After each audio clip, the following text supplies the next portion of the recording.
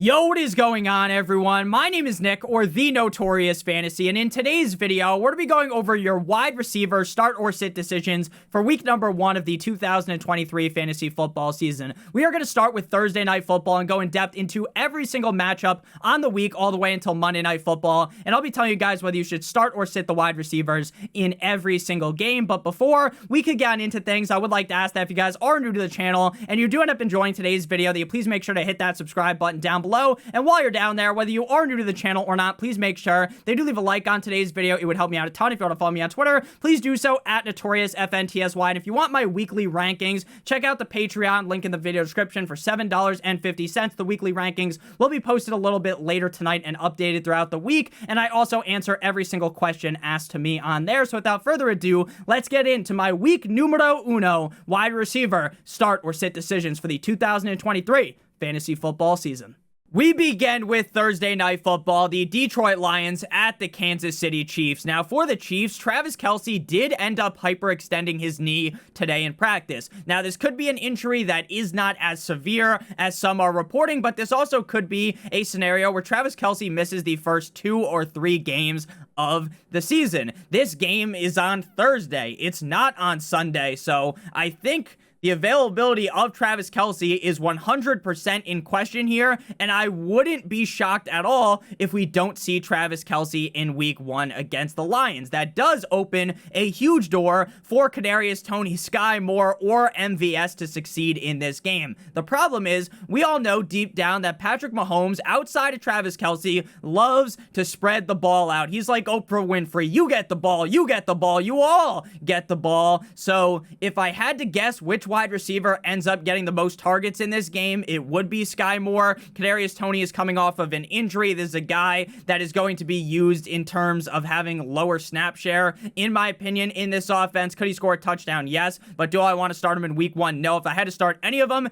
it would be Sky Moore, but I'm just going to feel it out in this game, right? I don't really feel like there's a need to start any of these guys here. Do they have upside? Of course, because this could be a really high-scoring matchup, but I would rather just leave them on my bench. For the Lions, Amon-Ra St. Brown is a must-start every single week. With Jameson Williams suspended for the first 6 games of the season, I think it's entirely possible up against the Chiefs that Amon-Ra St. Brown gets 10, 11, or maybe even 12 targets. In this matchup, Amon-Ra St. Brown was dominant like Shaquille O'Neal in the paint last season, going to be seeing a large amount of targets, and I expect a big game out of him up against the Chiefs. For the other ancillary wide receivers without Jameson Williams, they've got Josh Reynolds, as well as old man Marvin Jones Jr., but ultimately, with what the offensive coordinator talked about of the Lions that I talked about in my running back start or sit video from earlier, we might see Jahmyr Gibbs going out wide and catching passes. So it wouldn't surprise me at all if Amon-Ra was the number 1 target, the number 2 was Gibbs, and the number 3 might not even be one of those receivers. It might end up being Mr. Sam Laporta. Moving to the Sunday slate, we begin with the Carolina Panthers at the Atlanta Falcons. Not the most exciting game for the wide receiver position, but I am interested to see how things play out for the Carolina Panthers wide receivers with Bryce Young. I think it is entirely possible that we do see a pattern develop of one of these guys being the clear number 1 receiver in the Panthers offense, making them a start weekly following this game. But I do want to leave this as a feel it out game, right? While if I had to guess, I think Adam Thielen's going to be the number 1 target. Now, does Adam Thielen look like he looked like a couple of years ago? No. Adam Thielen is not as good as he was a couple of years ago, but in terms of comparing him to Jonathan Mingo, baby Chark, baby Chark, pretty clear to me that Thielen's probably the most talented receiver there, and I think Bryce Young is going to rely on that veteran presence in the offense, but I also think the Falcons defense is sneaky good, and I don't really want to be starting any of the wide receivers for the Panthers in this game. Drizzy Drake London is the classic scenario of start your studs, right? You drafted Drake London inside the top 5 or 6 rounds of your fantasy football draft. Is Desmond Ridder really going to take a huge step up this year? Maybe, maybe not. I think this might be a lower scoring game, but I do want to take a chance on the talent of Drake London to take things over the top and have a huge performance up against the Carolina Panthers. Mac Hollins, while this guy did give an electric quote about how he doesn't eat any food with utensils, he just uses his hands, and he doesn't wear socks or shoes because you want your feet to be touching the ground. He seems like a little bit of a crazy person, but he is not going to be a start for me, and neither will Kadarrell Hodge. Moving to the next game here, we got an AFC North matchup of the Cincinnati Bengals at the Cleveland Browns. Now, I talked about this in the running back starter sit video as well, that I think this game might be sneaky low scoring. We all know when the Browns play up against the Cincinnati Bengals or any of these AFC North teams battle, you can throw out the record book, right? Obviously, week one, both teams are 0-0, right? No one's won a game, no one's lost a game. But if this was in week 7, the Bengals were undefeated and the Browns haven't won a fucking game, and this is the first time these two teams are playing, it wouldn't shock me at all if the Browns laid the smackdown on the Bengals. These teams know each other very well. Ultimately, though, you're not sitting Jamar Chase, Higgins, or Amari Cooper, even if I think this one might be more of a ground and pound attack, more of a lower scoring game. You're not going to convince me to sit Jamar Chase. You're not going to convince me to sit T. Higgins or Amari Cooper. I do believe Deshaun Watson has a bounce back year in 2023. It would be hard for him to be as shit as he was last season. If we're being honest, right? Last season was incredibly hard to watch. I think he bounces back. Will this be a huge game for Watson? In my opinion, probably not, but I do like Amari Cooper in this game. And while I say that I think this is going to be a lower scoring game, would it be shocking if this was the highest scoring game on the week with these two offenses?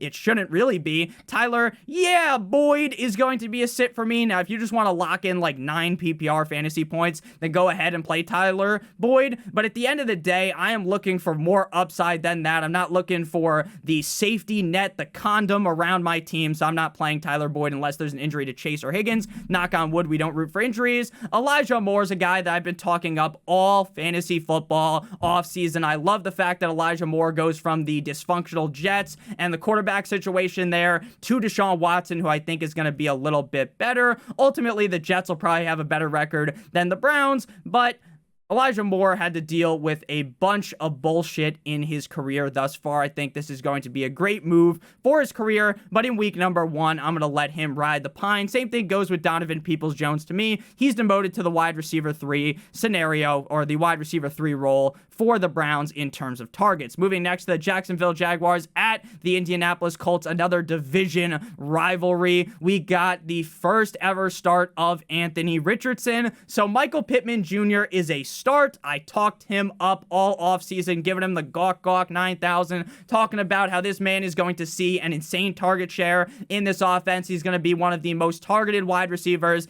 in the National Football League, just like he was last year. But let me tell you something. Michael Pittman Jr. is a bottom of the barrel start this week. I know the Jacksonville Jaguars defense is not the Saxonville Jaguars of the past, right? They don't have fucking Jalen Ramsey on the team anymore. But at the end of the day, while the Jaguars defense might just be the definition of mid, starting a receiver on a team with a rookie quarterback who's already kind of suspect in terms of his passing abilities, with the wide receiver core that the Colts have, without Jonathan Taylor and Deion Jackson being on his side, with the fact that the Colts offensive line last year was a big miss instead of being pretty solid like I thought they would be, I'm worried about Pittman for this first game. I think as the season prolongs, Richardson will figure it out. I mean, Pittman was a decent start every single week with Carson Wentz, with Sam Ehlinger, with Matty Ice Baby under center. I do really believe that Mr. Anthony Richardson is going to end up unlocking the full potential of Pittman, but right now, he's a guy that, if I had other options, would probably end up on my bench. For the Jaguars, Calvin Ridley is a must-start wide receiver. This is a guy that I was banging the drum for all offseason. I have him ranked as a top 12 wide receiver on the season. I believe heavily in Doug Peterson, Trevor Lawrence, and this offense. I believe Calvin Ridley's the clear number 1 target on this offense. He absolutely absolutely dominated 50 Shades of Grey style my Dolphins defense when they played in preseason. I think Calvin Ridley is going to surprise a lot of people who are too scared to draft him because he hasn't played over the last couple of years. Christian Kirk is a start as well. Now, we have talked ad nauseum this offseason about the fact that in preseason, Christian Kirk in the 2 wide receiver sets was not there. They actually used Zay Jones as the number 2 with Calvin Ridley in the 2 receiver sets, but this is going to be a game where the Jaguars are going to score a lot of points, right? Christian Kirk is going to be involved in this matchup. I do worry that Zay Jones being the number 2 receiver in the number 2 sets with Ridley is going to hurt the floor of Christian Kirk, but I do recognize the significant upside is still there in such a great offense. Zay Jones is going to be a sit for me, but I do think with how much usage he could potentially see in this offense, he might be a sneaky start a couple weeks down the line, especially when teams are getting hit by bye weeks and you're like, oh shit, who do I start? Zay Jones could be interesting in those scenarios. The other receivers for the Colts, again, I told you I was incredibly nervous, shivering to my spine about Michael Pittman, so there's no way in fuck I could be confident in Alec Pierce or Josh Downs. If you guys have enjoyed this video thus far, please make sure you hit that subscribe button as well as hit that like button down below. It helps me out a ton. Next up, we got the Tampa Bay Buccaneers at the cold like Minnesota Vikings. For the Tampa Bay Buccaneers, we are going to be rolling out Chris Godwin in this game.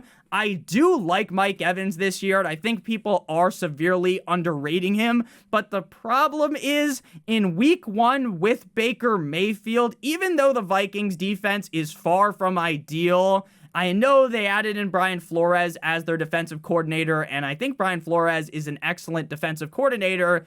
Can he fix everything Bob the Builder, handy-mandy style in week number 1, right? Is it going to be a full 180 to literally a disgraceful NFL defense that let the Indianapolis Colts run a train on them before the Vikings somehow made that miraculous comeback? You like that? Kirk Cousins, Kirko Chains, but I do worry about the Vikings defense. At the end of the day, though, while I am a Mike Evans truther, he's a sit, but he is just barely a sit, right? You know how there is the guy in Home Improvement with the hat who's kind of like putting his head over the fence?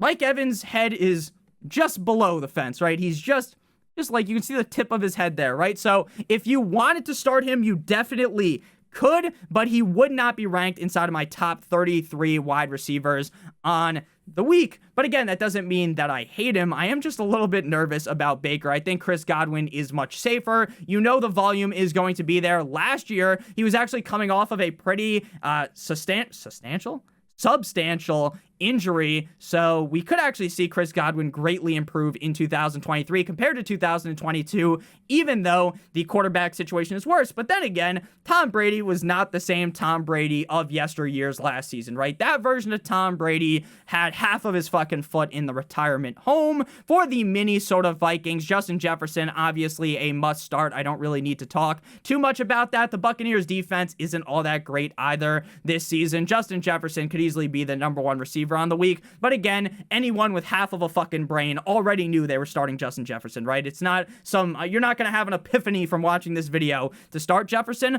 I want a bad bitch. Jordan Addison-Ray is a start for me as well. I think the Minnesota Vikings offense is gonna run train in this matchup. I think Jordan Addison has top 24 upside. This was one of the most pass-heavy offenses in the National Football League last season, and I think they are going to replicate that in 2023. Now, will they finish at the end of the year with the same percentage of pass versus run plays? Maybe, maybe not. But even if they retract slightly, like your cock when it gets a little bit cold, I do think that Jordan Addison is in for a humongous season. Plus, he never has to go up against the best DBs because they're worried about not Jordan Addison. They're worried about Justin Jefferson ripping them a new butthole. So Mike Evans is a sit, but just barely. Trey Palmer's a guy that was getting a lot of hype in training camp. Think he could be a good piece for the Buccaneers in the future, right? There's talks about Evans the Bucs not really meeting the demands of Evans for his contract negotiation.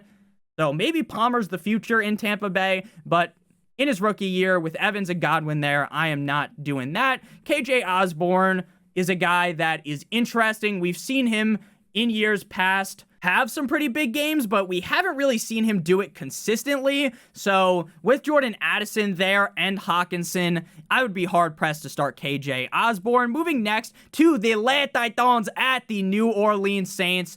I love DeAndre Hopkins. Now, the Saints defense is going to be tough, right? I don't think this is some pushover matchup for Ryan Tannehill and the Les Titans. I do think the Saints ultimately win this game, but I think a lot of people are scared shitless to start DeAndre Hopkins because people were scared to draft him too. The Titans are where receivers go to die, Nick. Don't you remember Julio Jones from a couple years ago? Well, Julio Jones, just like Tom Brady, 1 foot in the retirement home, right? That wasn't the Julio Jones that was one of the most dominant wide receivers in the NFL, right? That was a watered down version of Julio Jones. D-Hop still looks like D-Hop. Right? In 2022, he looked good. I've seen some clips in training camp. He still looked good. Now, is he going to be a top 10 fantasy receiver? Probably not. But could he have 5 or 6 top 12 games this season with Ryan Tannehill under center? I definitely think so. So I am in on DeAndre Hopkins this week. The matchup makes him not like an upper echelon option, but there's a lot of players that I would much rather start DeAndre Hopkins over, and we'll talk about that even further in the wide receiver rankings for the week that are coming out later on in the week. So Chris Olave for the Saints is going to be a start. Again, start your studs. You drafted him in the top 2 or 3 rounds. I was someone who was vocally worried about Michael Thomas in this offense. I'm worried that Michael Thomas could actually stay healthy and just nosedive the value of Chris Olave off the edge of the earth, right? You don't have Michael Thomas stay healthy in this offense and have him just not command targets. We saw last year at the beginning of the season when Michael Thomas was healthy, this guy was incredibly involved in the Saints offense. Now, do I have the balls, the cojones to start Michael Thomas in week number 1? Fuck no, baby, because this guy might end up getting hurt fucking taking a shower before the game, right? He might get hurt putting some extra deodorant on in the locker room during halftime. But ultimately, I do think Michael Thomas could have a large impact on the value of Chris Olave, though Chris Olave is a deep down the field threat. We do know that Derek Carr likes to close his eyes and let that fucker fly and throw it deep down the field, right? Like that meme, F it. Chris Olave is out there somewhere. So I think Olave does have a great game here against the Titans. The Titans defense is just whack. So Chris Olave should have a good game, but Michael Thomas could sneaky have a really good game, but I just simply do not have the balls to start him. Treylon Burks, interestingly enough, should actually be good to go for week number 1. I thought he was going to miss the first couple of games of the season. That's very positive for him. Ultimately, though, with D-Hop in this offense, you're never really going to want to start Burks. He will have big games, but you're never really going to want to start him. Nick Westbrook-Ikhine now is just shining shoes for Burks and Hopkins. Again, I do like Michael Thomas, but I'm not starting him this week. And then Rashid Shaheed, if something happens to Michael Thomas, knock on wood, would be very interesting. Does have some solid speed and has been a spike week guy for this team. But with MT there and Olave, I'm just going to stay away. And I think without Alvin Kamara, we could see Chris Olave just see a crazy amount of targets over the first 3 games. Next up, we got the San Francisco 49ers at the Pittsburgh Steelers. And I'm going to keep it a buck with you guys. I am very nervous about Deebo Samuel and Brandon Ayuk. Not as much Ayuk, more so Deebo, because people drafted this guy with such high draft capital. This was a guy that was a big fat bust last season. He didn't just fail mildly. He failed in a big way. He was on fucking America's Funniest Home Videos, fucking falling out of a, you know, those old TV show where someone would like fall out of a shopping cart straight on their face. It'd be like, ha ha ha. America's Funniest Home Videos, are like a baby would somehow like fall backwards and land on the couch. You'd be like, ha ha ha, right? That's what Deebo Samuel did. He got caught in 4K on television sucking ass last season, right? Now, will he be able to bounce back? Maybe. The problem is this guy relied so heavily in 2021 on the rushing upside. He scored so many touchdowns. I don't see him scoring 1,000,000 touchdowns if Kittle stays healthy, if McCaffrey's healthy, right? This guy got a lot of value from running the ball. Now they have Christian fucking McCaffrey on the team. How is he going to get a lot of rushing opportunity with Christian McCaffrey on the team? So I am worried about Deebo Samuel. I will not lie and say that I'm comfortable with Deebo Samuel. But again, You paid the ultimate price. You drafted him where you did in the top 4 rounds. You're playing him in week number 1. I think this game is going to be a defensive battle. I am a huge fan of both of these defenses. Ayuk, though, I am going to start him. He does have significant upside in any given game. So, again, he's a guy I'm willing to play. Start your studs, right? But I am definitely worried about Debo this season. Deontay Johnson going up against this tough Niners defense. For him, you're just hoping for the targets, right? We all know that the targets are going to be voluptuous, like the butt of Nicki Minaj. So you're going to be hoping that this guy gets a lot of targets game in and game out. And I think that is going to be the case in week number 1. Now, does he have a lot of touchdown upside in this game? Probably not. But we did see this guy score a grand total of 0 touchdowns last year, so that's bound to get better. I think DJ has a pretty decent game, and again, even while the matchup is tough on paper, he's a safe option because of the volume. George Pickens is a guy with a lot of big game upside, right? He's a guy that can make those crazy reach back like 1-3 Odell Beckham Jr. insane highlight reel, ESPN top 10 catches, but will he be able to play great against the Niners, right? Pickens is a guy that is known for significantly or reliably not getting a lot of separation, right? He makes the crazy plays where the DB is basically fucking holding on to him like the Titanic. You know what I'm talking about? Holding it like at the front of the Titanic, and Pickens just makes a crazy catch. Now, I think he's going to improve in 2023. I think that Kenny Pickett, small hands Pickett's going to get better in 2023. But against the 49ers, this is definitely a tough go at things. Allen Robinson, the old man, has actually shown up decently in the preseason. Maybe this will be the revival of his career, but with DJ as well as Pickens ahead of him, you're just not going to start him. And then Juwan Jennings is good for like 2 games this year where he somehow gets like a 100-yard touchdown. But in terms of starting him for fantasy, you're simply not doing that. Moving next to the Arizona Cardinals at the Washington Commanders. Simply one of the most disgusting games on the slate. We are going to have Clayton Looney Tunes going up against Sam Howell of the Washington Commanders. Terry McLaurin, could he play? Could he not play? My best guess would be that he doesn't play. Now, am I saying that he's 100% out? No. We're on Tuesday. There's still Wednesday, Thursday, Friday, Saturday, Sunday, right? We're 6 days away from Sunday. So it wouldn't be crazy to see McLaurin go out there, but even if he does play, like, do we expect the Commanders to Riverboat Ron to risk the health of McLaurin?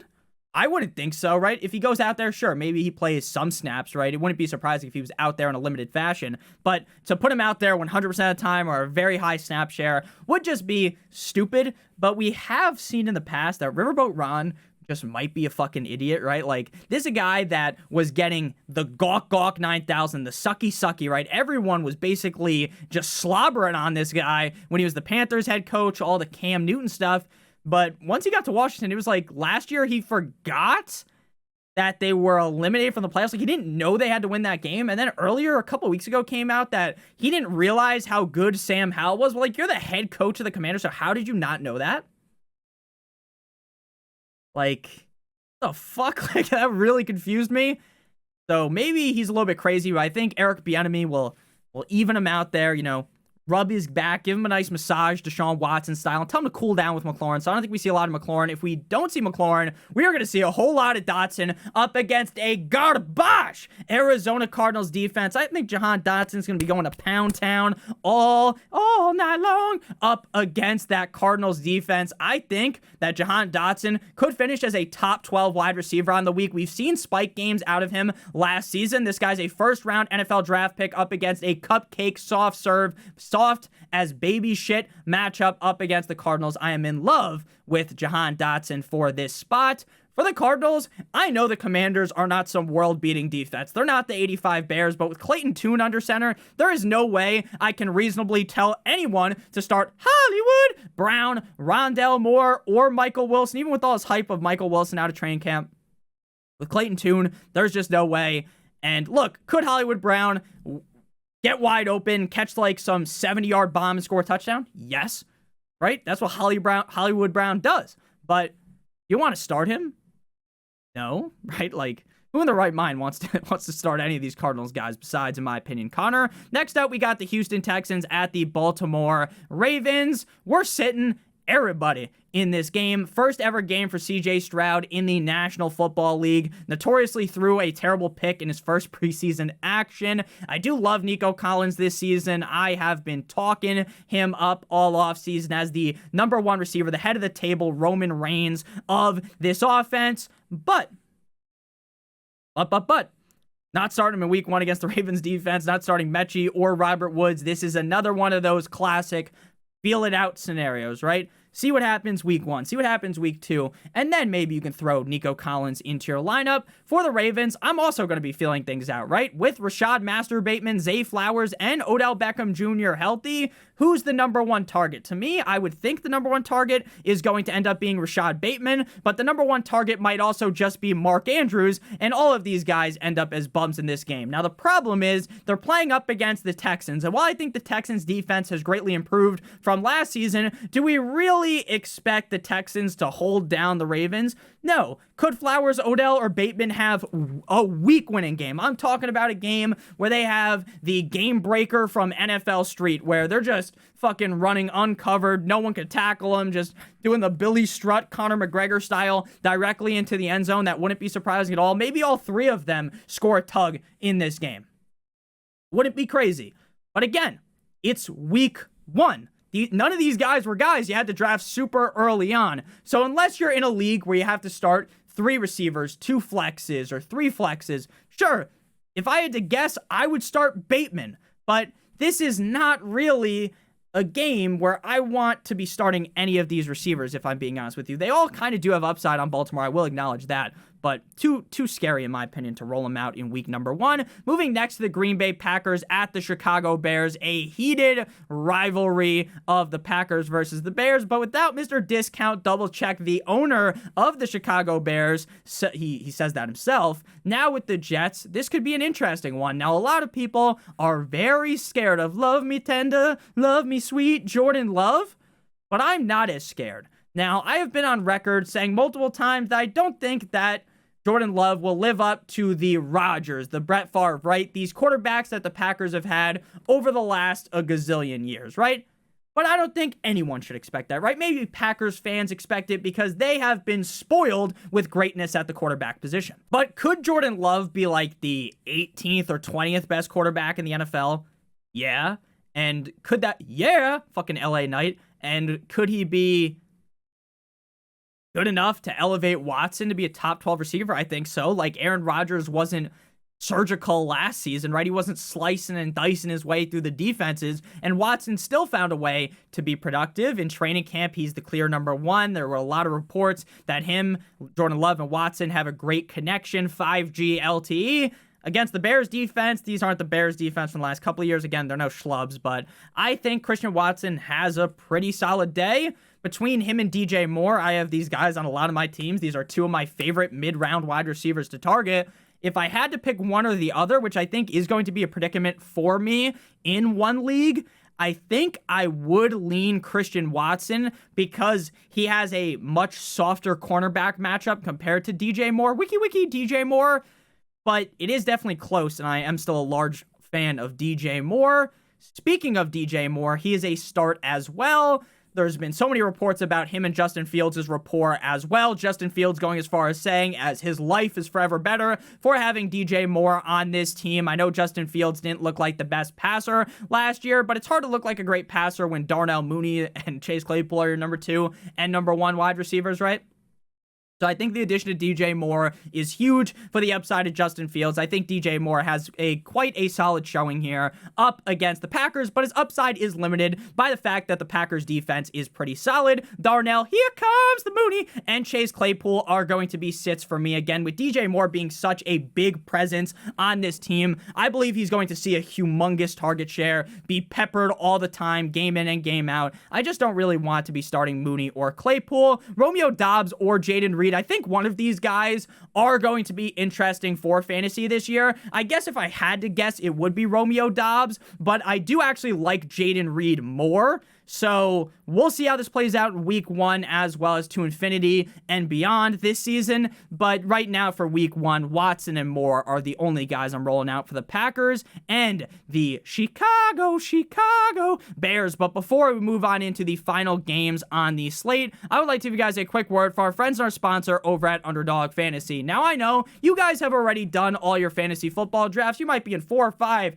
10, 30 fucking leagues at this point. But if you want to draft some more, Underdog Fantasy still has some best ball drafts to be done. Yesterday, they dropped the Puppy 4, $5 to enter, $25,000 to first place, $250,000 in total prizes. That is a big tournament on there. Best Ball Mania 4 has not filled yet, $25 to enter, 150 max entries, $3 million to first place, $15 million in total prizes. If you want to enter that, you got to get in right now because it's close to filling.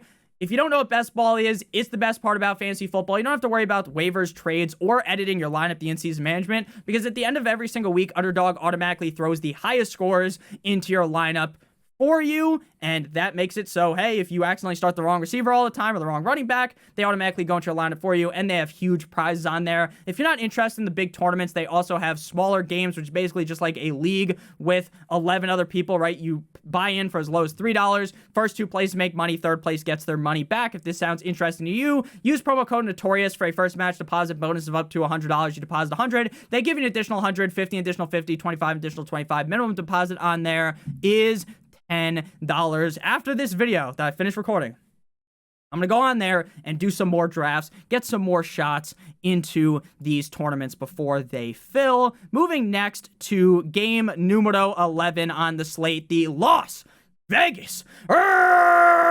Raiders going up against the Denver Broncos in Mile High. Courtland Sutton is a start for me, assuming Jerry Jeudy doesn't play. Now, it seems like there's some optimism about Jeudy playing. Even if Jeudy plays, though, again, this is just like with Terry McLaurin. Do you really expect Sean Payton to throw Jerry Jeudy out there to the Wolves in week 1? Like, even if he plays him, we can't expect a significant snap share. He's going to be out there like a decoy. Now, is he going to just not run the correct routes? No, he's going to run routes, probably, if he plays, but I don't expect a significant workload for him, so he's definitely a sit if he doesn't play. That we would see Brandon Johnson, who the fuck is that guy, as the number 3 receiver, probably, so he's an obvious sit. Marvin Mimsy, I am so interested in him, loved the talent out of college, loved it. Loved the matchup against the Raiders. But Russell Wilson himself is a risk, right? This could be a flaming pile of dog shit this season. This offense could be a flop yet again. So while I do have the balls to start Courtland Sutton, I don't have them to play Marvin Mims, and I don't even really have them to play Sutton. He's like a bottom of the barrel start, right? Like where we're talking about Mike Evans as a sit, you can easily argue you want to start Mike Evans over Courtland Sutton. I wouldn't say it's crazy. The Raiders, though, that defense is bad. Devontae Adams is a must start. You drafted him in the 1st or 2nd round. I know the Broncos defense is tough, right? This is far from a cupcake matchup, but you can't really fail with Devontae Adams, right? Even if he has a bad game, he's still getting you like 10 points, so you'll be fine starting him. Jacoby Myers is a guy that I faded all offseason. He's another one of those guys like Tyler Boyd that just feels like wrapping a condom around your team. I'm hunting for upside late in the draft. Jacoby Myers is the opposite of upside. He's like 9 guaranteed points every week. I just don't want that. Hunter Renfrow got cucked by Jacoby Myers, so he is going to be a sit. Next up, we got the Fly, Eagles Fly, going up against the New England Deflatriots in New England. A.J. Brown, Devontae Smith, must starts. Close your eyes, throw them into your lineup. You don't even have to think twice about it. Tough matchup up against the Patriots, but ultimately the firepower of the Eagles offense, I don't think the Patriots are going to be able to subdue either A.J. Brown or Devontae Smith. Both of these guys are boom or bust type players, but I don't even want to say boom or bust because when they bust, it's like still 12 points.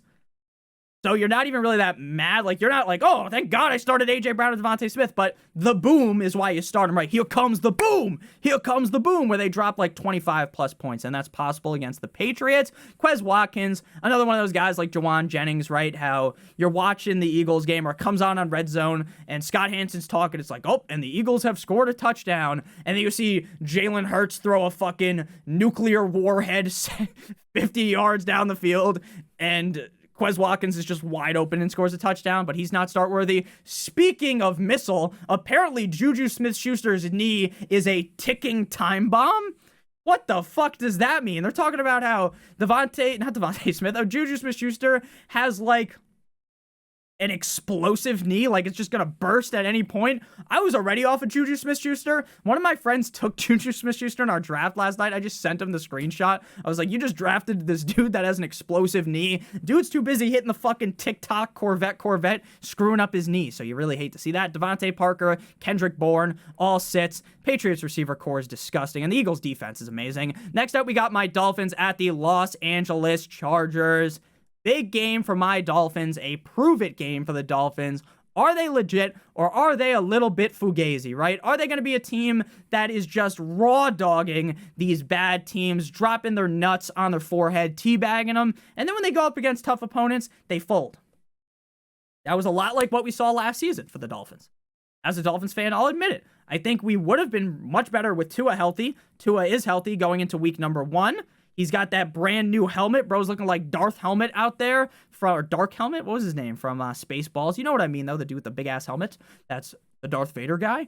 So, hopefully my boy Oos is able to stay healthy. Uno. So, Tyreek, Jalen Waddle. On paper, this is a wet dream back and forth affair. Like, you remember back in, like, the Revolutionary War, where they would just have muskets pointed at each other in a line, and they just shoot, and then then they go reload, and then while they're reloading, fucking Britain just shoots at you, right? That's basically what's going to be happening here.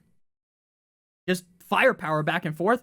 But, I am worried that this one, well, oh my God, it's going to be super high scoring and ends up being lower scoring. Remember this game last time? Last year? Not the best. Very bad for my Dolphins. But Tyreek Hill, Jalen Waddle, I am ecstatic. I am erect when I select these guys. So I am playing them.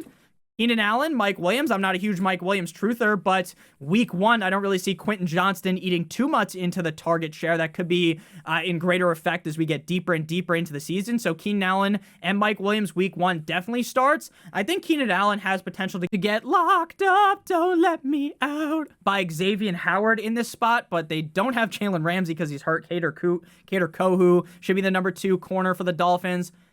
I think Keenan Allen's going to just get enough targets to where even if X is playing well on him, he'll probably still have a good game. And he does run very efficient routes. Like, he's always kind of open. So he'll be just fine. And then Mike Williams, again, not ecstatic for his season outlook, but in week 1 against the Dolphins, let's be honest, you'd be fucking silly to sit any of these guys. Interesting to see who the number 3 is going to be in terms of targets for the Dolphins. Will it be Braxton Berrios? Will it be Cedric Wilson? We'll see, right? Robbie Anderson, Chosen Anderson, whatever the fuck, Robbie Chosen. Like, we've seen 5,000 different names for him. He's on the practice squad. Will he be elevated for week 1? I'm not sure. Like, I think River Craycraft could be seeing more snaps than him. So, interesting to see. Again, not really interested in starting them, though, because I think this Dolphins offense is so centered around Waddle and Hill. They don't really throw too much to the other guys. Quentin Johnston, again, a guy I love for season long, but in terms of week 1 upside, I think it's kind of low. Moving next to the LA Rams at the Seahawks, just another fucking disgusting matchup. Jackson Smith-Njigba, JSN, might mess around and play in week 1, right? There are reports that this guy's going to get thrown on the IR, going to miss 4 or 5 weeks. He fucked part of his, I believe it was his wrist, his hand, something on his arm. Fucked up. And now he's like practicing, like could be good to go for week 1. Again, are you going to risk your first round draft pick and play him a bunch in week number 1? Probably not. So he's going to be out there, but not a guy I would be looking to start. Metcalf and Lockett, if JSN is down for the count, should be in for pretty big spike weeks potentially here. I don't think either of them are going to end up being super consistent pieces this season, but both of them have too much upside to really sit, and this is not the Rams defense from 2 years ago when they hoisted the Lombardi. If you had to start a Rams receiver, it would be Van Jefferson. I don't think Cooper Kupp's going to play right. You don't fly to Minnesota to see a specialist for your hamstring if you're going to play in week number 1, right? He was in Minnesota yesterday. I think he could be put on the IR. You drafted early. Cooper Kupp might have bit you in the ass, but he's a sit for me. Puka Nacua could be interesting. Solid prospect out of college. Seahawks defense is the best, but I just can't do it, man. I just can't do it. I guess if push came to shove, I'd start Van Jefferson, but it's week 1, right? You're like, your team shouldn't be battered down with injuries just yet. Knock on wood, we don't root for any injuries. Moving next to, you waited all day for Sunday night. The Dallas Cowboys at the New York Football Giants. Lamb, close your eyes, start him in your lineup. Giants defense, actually not that bad, but you're still playing Lamb, right? He's one of the best receivers in the NFL. Brandon Cooks is a safety net. One of those guys that is like, could be sat for like Mike Evans or Pickens, right? I'm starting him because I think this will be a higher scoring game, and I think Cooks is going to get a lot of targets. But you could argue for the other guys. Like, I think Evans or Pickens probably have more upside than Cooks. Cooks is just a lot safer. I love these Giants receivers. I love Jalen Hyatt, the speed, Hodgins, Slayton. I'm a huge Hodgins guy. But in week 1 against the Cowboys defense, like, can we really trust any of these guys? Probably not. Like, even if they were going up against the Texans, like, I guess I would take my shot on Hodgins, maybe, but probably not, right? This is just kind of a feel him out type of game. Michael, giddy up. Gallup for the Cowboys is a sit for me as well. Brandon Cooks kind of demotes him to the number 3 role in that offense. Moving now to Monday Night Football, the no one circles the wagons like the Buffalo Bills at the New York Jumbo Jets. This game, defensive masterclass from the Jets, I would have to think. Jets defense going to play quite well. I don't think Stephon Diggs is going to get locked behind bars. And anyways, you're not sitting your first round pick, so you just kind of have to play him, unless you're Cooper Kupp, of course. Gabe Davis, I worry about him getting locked up against the Jets, so he's definite sit for me. Deontay Hardy, is he even the number 3 receiver? Like, we shall see. They've got a couple of guys on that team. So he's the guy that I found listed most as the number 3, but I won't say that he's like a lock to be the number 3 guy. So Gabe Davis, Hardy are sits. Allen Lazard, the Lazard King, me, Cole Hardman, all sits. I just, like, let's be honest, if Randall Cobb plays week 1, Randall Cobb might out-target Lazard and Hardman. Maybe not Lazard, probably Hardman, right? We know that Aaron Rodgers has a hard-on for his Packers guys. Garrett Wilson must start. You drafted him probably in the 2nd or the 3rd round. I saw some drafts where he went in the 1st round, which I guess isn't that absurd if it was a very wide receiver-heavy room. If you're in a running back-heavy room, that obviously was not the case. Bills' defense is pretty decent. But I'm going to start Garrett Wilson, right? Aaron Rodgers has been slobbering on this guy's knob like it's corn on the cob for a while now. So he's like, oh my God, I love my number 17s. He fucking sent that tweet out where it's like Garrett Wilson and Devontae Adams, my number 17s. Aaron Rodgers, you you fucking weirdo, man. Oh man, the ayahuasca changed the man. So Garrett Wilson, Stephon Diggs, obvious starts. I don't even think I really need to say that. So thank you guys all for watching, taking this journey with me. Like Snoop Dogg says at the beginning of I know a place where the grass is really green. What's that song called? California Girls, where Snoop Dogg's like, let's take a journey. You know what I'm talking about? You know, man. That's definitely like something that only people my age would probably get, right? If you're like 23, 24, 25 in that range, like when you were a kid when that came out. With that said, though, we just rambled on, waffling for no reason. Hit that subscribe button. Hit that like button down below if you enjoyed. Tomorrow, quarterback, tight end, start or sits. Thursday, running back or wide receiver rankings. I'm not sure which one first. And then live stream, Thursday Night Football. Already, it's feeling super close. I love you guys all so much. Thank you guys for everything. Our running back starts hit video fucking exploded, went nuclear, Oppenheimer styles. Thank you guys for that. Hit that like button, hit that subscribe button, or if you're new, follow me on Twitter. And if you want my Patreon, it's $7.50. My weekly rankings will be posted on there, and I answer every single question on there. It's hard for me to get to every YouTube comment, but since people pay for the Patreon, I always answer questions on there. So thank you guys all for watching. Much love. Love you guys. Have a great one. Good boy.